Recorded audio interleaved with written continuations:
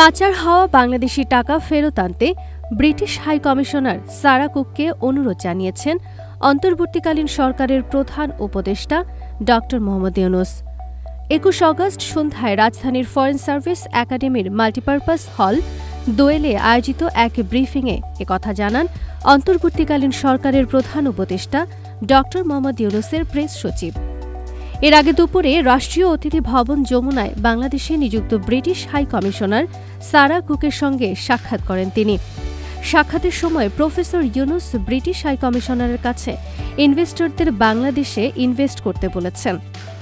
এছাড়া যারা money laundering করেছেন তাদের সেই টাকা ফেরত আনার জন্য সাহায্য চেয়েছেন। বাংলাদেশের গত সরকারের অনেকেই সেখানে বাড়ি করেছেন, টাকা পাঠিয়েছেন। সেই টাকা কিভাবে ফেরত নিয়ে আসা যায় ব্রিটিশ হাই কমিশনারের কাছে সে বিষয়ে সাপোর্ট চেয়েছেন ইউনূস। জবাবে British high commissioner Sarah Cook বলেছেন, মানি লন্ডারিংয়ের বিষয়টি তিনি দেখবেন। এছাড়া ব্রিটেন এবং বাংলাদেশের যে সম্পর্ক তা খুবই গভীর। তার একটা অন্যতম কারণ হচ্ছে প্রচুর বাংলাদেশি ব্রিটেনে আছেন, যেখানে প্রায় ৭ লাখের মতো ব্রিটিশ বাংলাদেশি। তারা ব্রিটেন সমাজের একটি অংশ। পরে ড ইউনূস আরও বলেন যে চ্যালেঞ্জটি নিয়েছি সেখানে ফেল করার কোনো সুযোগ নেই। কিছুদিনের মধ্যে ন্যাশনাল সিকিউরিটি অ্যাডভাইজার অ্যাপয়েন্টমেন্ট করা হবে।